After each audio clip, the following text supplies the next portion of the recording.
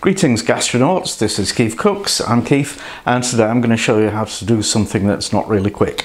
Slow cooked lamb shanks with sous vide new potatoes and sugarsnap peas and a lovely red wine sauce.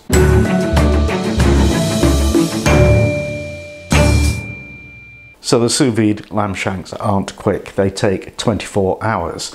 Normally you could cook this without using sous vide just by braising for 3 or 4 hours. But the 24-hour water bath method is just sensational. And the reason I'm doing it that long now is because I can. Previously I wouldn't do a long sous vide like that because of evaporation of the cooking water. Even if you put foil on top of the pan, you would still lose a lot of water, and overnight it was significant. So I've tended to avoid really long cooks like that. But now I've been sent this. It's a lid that you put your immersion circulator in there, and this fits perfectly on top of a Rubbermaid container, which I was also sent. I just want to show you the packaging. Everie. Every possible gadget. I wish that was true because, well, you know, I like gadgets. Interesting point to note for people who are scared of everything poisoning them. No BPAs in this. This is perfectly food safe product, so don't worry about that. So first of all, I'm just going to cook the spuds because they take an hour at fairly high temperature, so we can see just how much water we lose or not. So they actually sent me 2 lids. One's got the cutout in the centre and the other one in the corner. Choose which one you like, or both. And this is the enormous container that it fits onto. That is much bigger than I normally would use. So I've marked on here the minimum and the maximum fill levels for the Anova Precision Cooker TM. So I'm going to cook these spuds. I'll just put those in a Ziploc bag with some butter and salt and pepper and put some water in there and bring it up to temp, and off we go. Right, we're nearly up to temperature, so I'll pop the spuds in. And neat feature of this, it's got a hinged lid, and I'll go around the front so I can see what I'm doing.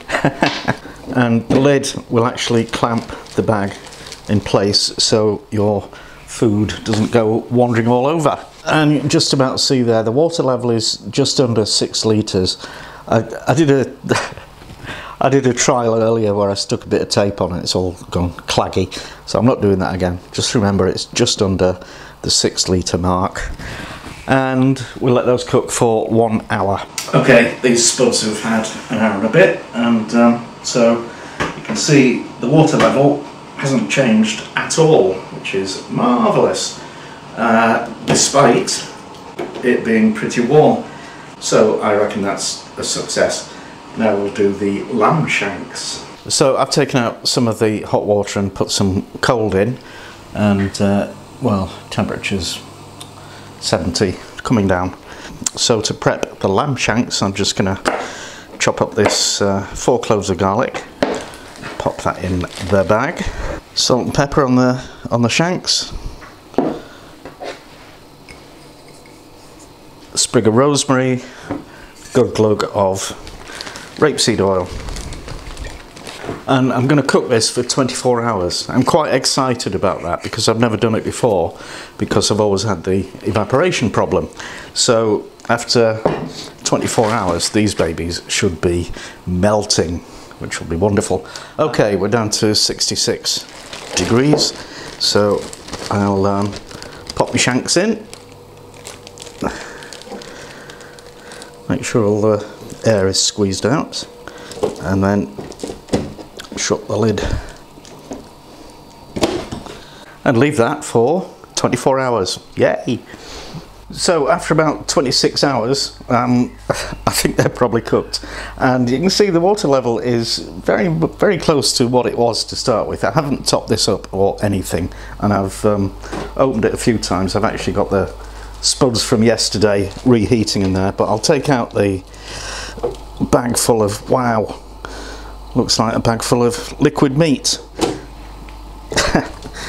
Incredible. Let's see what that's all about. Okay, bag full of juice. So let's put that in the pan and taste it. Wow. Was that a leak? I wonder if it's just got water in from what it was cooking in. I don't know. That looks and smells pretty meaty, actually. It's tasty.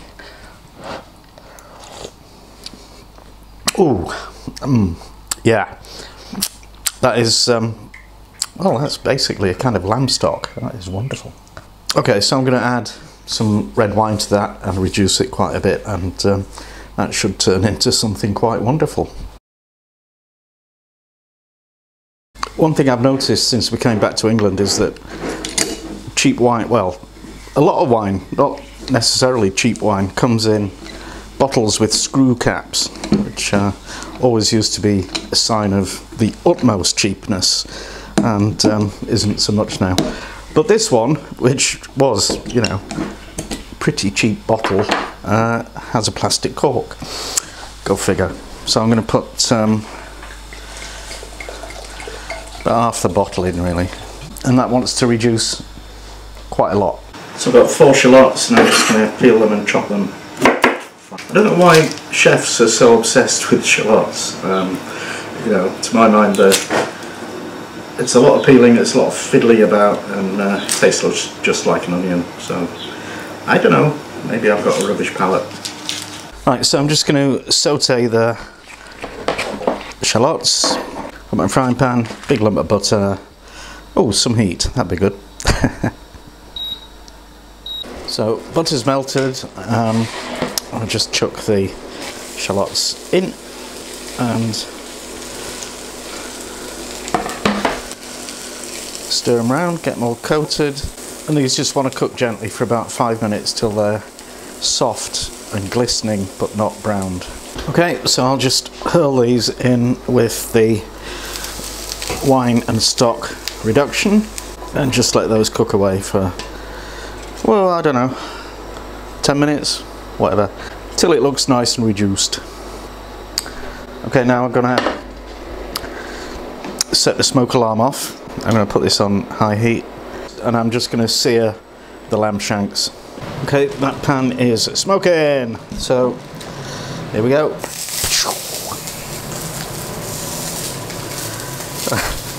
That wasn't the explosion of flame and whatnot that I expected.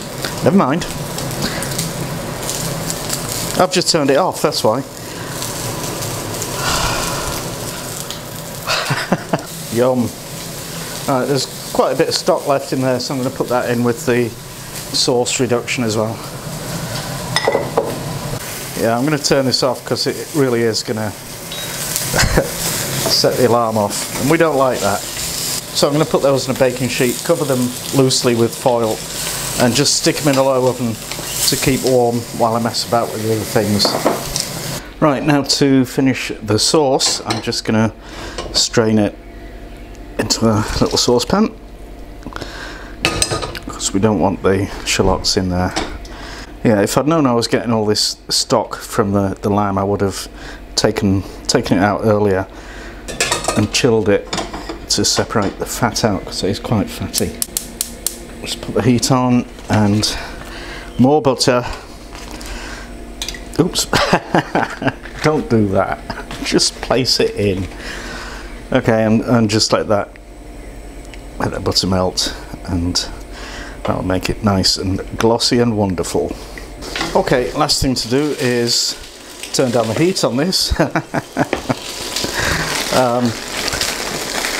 We're just having sugar snap peas because that's what I got, and we love them, and they take about 2 minutes to cook. Just saute them in butter. Stirry stir. Okay, let's try this. That is actually a huge amount of meat for one person, but I'll do my best. Oh, look at that.